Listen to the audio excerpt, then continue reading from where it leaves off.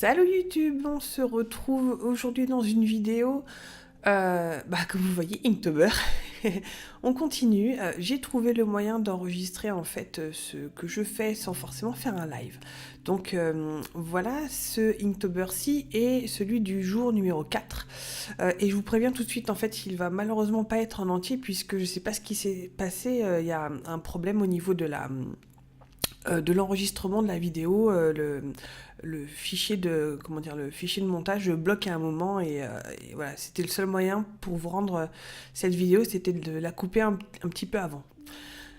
Et ben Inktober pour moi se passe relativement bien, sauf que ces derniers jours j'étais un peu en retard, donc du coup j'avais 2 Inktober en retard et notamment celui-ci, le numéro 4, je l'ai fait 1 ou 2 jours après.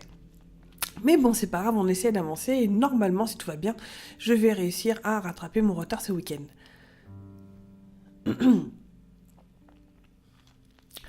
Alors, comme vous voyez, donc on continue le thème des pirates et ce jour-là, donc le jour numéro 4, le mot du jour c'était candle ou donc une bougie. Et ça faisait donc quelques temps que j'avais cette idée-là en tête, justement d'Iris qui est en train d'explorer, je sais pas si c'est une grotte ou un truc, voilà.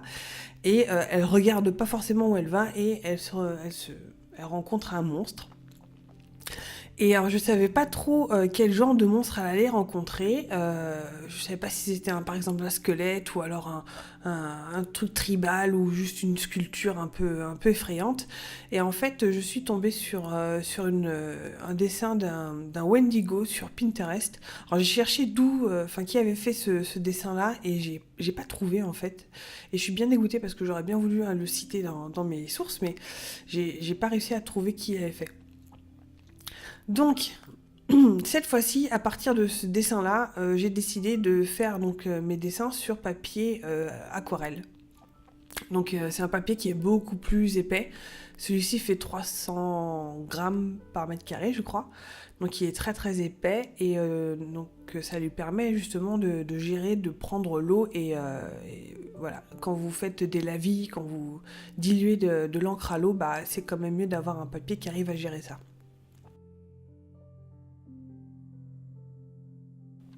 Alors je pense que pour la suite, là vous avez un format A4 et pour la suite je pense que je vais plutôt faire des formats A5 un tout petit peu plus petits.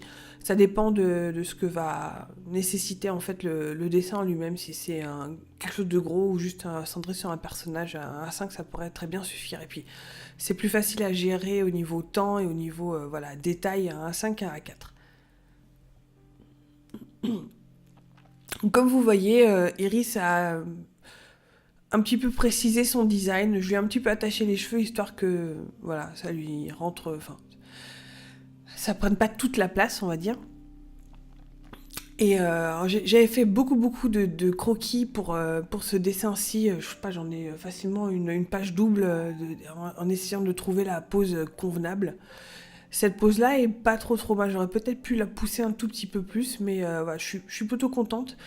Après, faut toujours essayer de pousser justement le dessin, la pose, surtout pour que la pose soit lisible, la silhouette soit lisible. Là, peut-être le souci, c'est par rapport à la main qui tient le sabre, elle est un petit peu noyée en fait dans le corps, donc c'est peut-être pas forcément ce qu'il y a de mieux.